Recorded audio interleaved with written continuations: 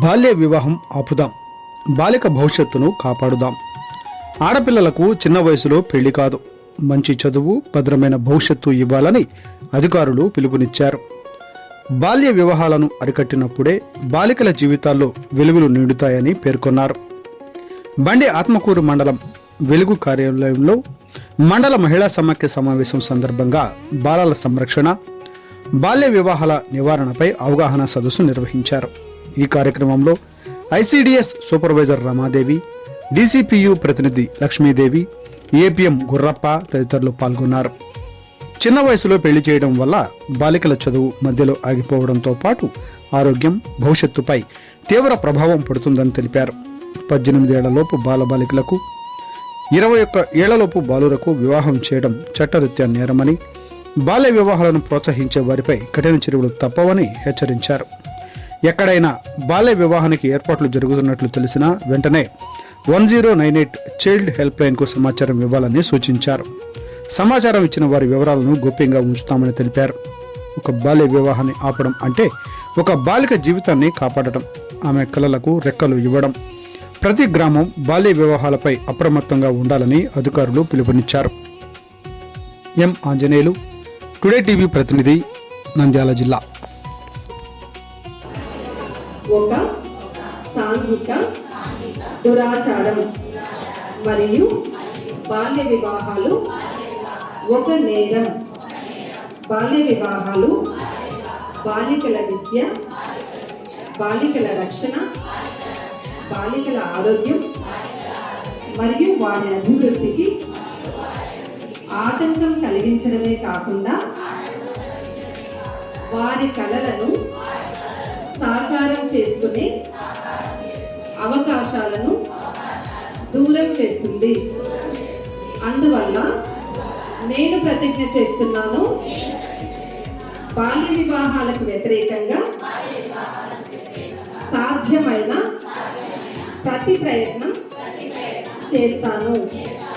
నా కుటుంబం, నా పరిసరాలు, నా గ్రామం మరియు సమాజంలో బాల్య వివాహాలు జరగకుండా చూస్తాను. బాల్య వివాహం జరగడానికి చేసిన ఏ ప్రయత్నాన్నైనా నా పంచాయతీ మరియు ప్రభుత్వ అధికారులకు తెలియపరుస్తాను. బాలల విద్య మరియు భద్రత కోసం నా గళాన్ని వినిపిస్తాను మరియు బాల్య వివాహ రహిత ఆంధ్రప్రదేశ్ సాకారానికి మద్దతు ఇస్తాను.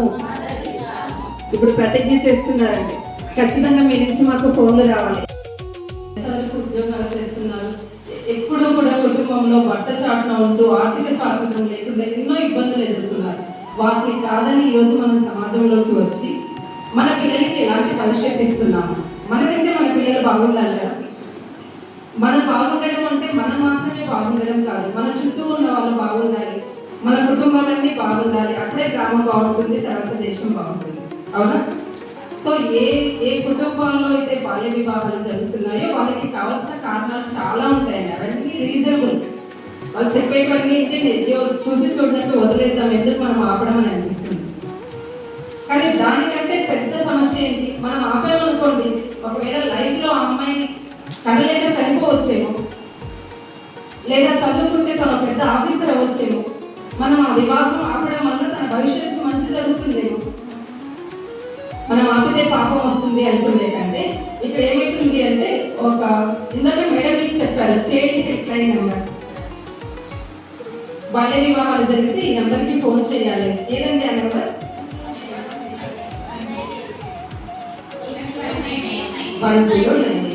థ్యాంక్ యూ అండి. ఒక నలుగురు బాగా చెప్పారు. గుర్తు పెట్టుకోవడానికి నేను ఇంకో మాట చెప్తాను. 1 2 3 4 5 6 7 8 9 10 కదా. 10 రివర్స్ చేస్తున్నాం. 10 9 8 అంటే 10 నుంచి రివర్స్ 10 9 8 ఈజీగా గుర్తుంటుంది. ఈ నెంబర్కి ఫోన్ చేస్తే చాలు. మీ డీటెయిల్స్ కూడా ఎవరికి చెప్పరు. పలానా ఊర్లో పలానా వాళ్ళ అమ్మాయికి ఇలా మ్యారేజ్ జరుగుతుంది అని మీరు ఇన్ఫర్మేషన్ ఇస్తే చాలు. మేమే వెళ్ళి అన్నీ కలుపుకొని ఏం చేయాలి అనేది చూస్తున్నాం. అయితే ఎప్పుడు చెప్తున్నారు అంటే ఈ పెళ్లి ఫిక్స్ అయ్యి రేపు ముహూర్తం అనగా చెప్తున్నారు. దానివల్ల ఒక పేరెంట్ వాళ్ళకి మనం నష్టం కలిగిస్తున్నామా లాభం కలిగిస్తున్నామా? ఎంత నష్టం చెప్పండి.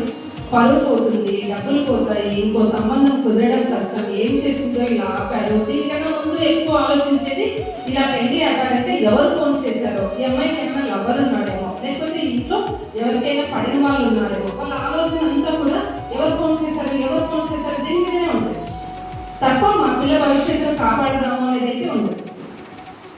అలా కాకుండా ఇలాంటి ఫోన్స్ ఎప్పుడు రావాలి అంటే పప్పన్నం తినడానికి వచ్చినప్పుడు, పెళ్లి చూపులకు వచ్చినప్పుడు, అప్పుడే కనుక మనకి తెలియజేస్తే మనం వాళ్ళకి కొంతవరకు కౌన్సిలింగ్ ఇవ్వచ్చు.